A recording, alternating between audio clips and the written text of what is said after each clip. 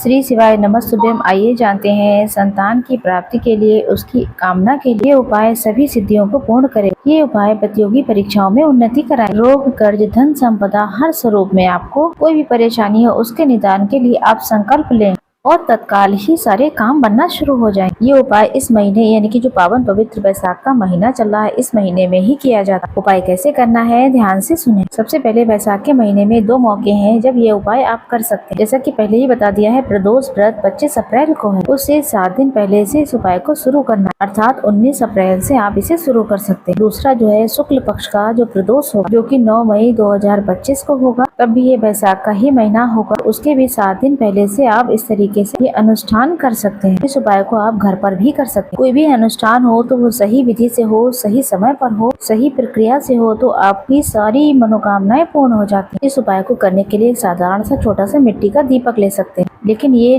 काम करें वो नियम से करें, वो सच्चे भाव से करें तो समझ लीजिए इस पावन पवित्र महीने में आपका काम अवश्य बन जाएगा। सबसे पहले आप अपने घर की रसोई में 19 तारीख से इस उपाय को करना शुरू कर दें। दूसरा मौका 9 मई 2025 से पहले। जिसकी संतान नहीं, वंश वृद्धि नहीं हो रही, कर्ज इत्यादि से परेशान है, उस तक ये वीडियो जरूर शेयर करें। सबसे पहले इस उपाय को करने के लिए आप ध्यान दें, आपके घर में जो मटका रखा है और अगर मटका नहीं भी रखा तो आरओ तो होगा ही। तो ऐसे में आपको एक नियम लेना है, वहाँ पर मटके के पास में, आरओ के पास में छोटा सा मिट्टी का दीपक रख लें और कटोरी भी ले सकते हैं। अगर मिट्टी का पात्र हो तो बहुत ही उत्तम होगा ये महीने में इस्तेमाल कर। ये आपको रात में रखना है। अब इसमें थोड़ा सा जल भर लें, इसके अंदर डाल दें आप 1 समी का पत्ता और 1 बेलपत्र।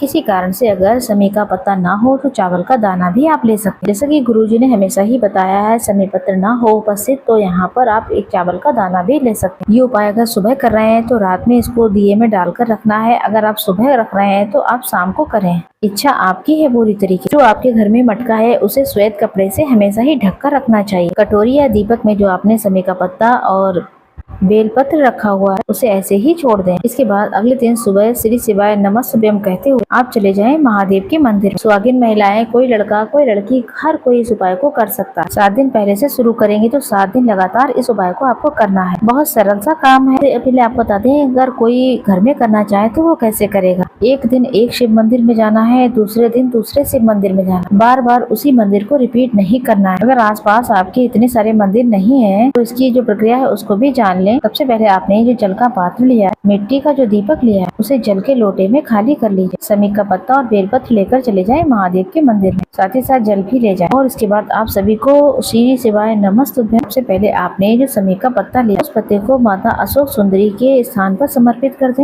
बेलपत्र शिवलिंग पर चढ़ा दीजिए। बेलपत्र की डंडी का मुख आपकी तरफ होना चाहिए, इस बात का ख्याल रहे। शिवलिंग पे चढ़ा हुआ थोड़ा सा जल प्राप्त कर लें, उसे थोड़ा सा ग्रहण भी कर लें। अगर आपके पति आपके साथ में है, अगर संतान सुख के लिए आप कर रहे हैं तो थोड़ा सा उनको भी पिलाएं। आप सभी शिवलिंग के पास से लेकर के जल नंदी बाबा के पास बैठकर और कहें कि पुत्र की प्राप्ति हो जाए, वहीं बैठकर उसे थोड़ा सा ग्रहण कर लेना। बाकी बचा हुआ जल आप अपने पति को पिला दीजिए। निश्चित रूप से संतान की प्राप्ति हो। साथ ही अगर रोग मुक्ति के लिए कर रहे हैं तो उस जल को आप घर ले आए। घर के बाहर ही रोग मुक्ति की कामना करते हुए विशेष मिट्टी का जो जल है उसे ग्रहण कर लें। अगर और कोई कामना है तो साधारण सरल तरीके से मंदिर में बैठकर भी कर सकते हैं और घर पर भी लाकर के जल को ग्रहण कर सकते हैं। लेकिन आपको ये सप्त तीर्थ महा उपाय लगभग पूरे 7 दिन करने हैं। इसका जो विराम दिवस होगा प्रदोष पर होगा, जो कि 25 तारीख को है। 25 तारीख को आपको शाम को जल को ग्रहण करना है।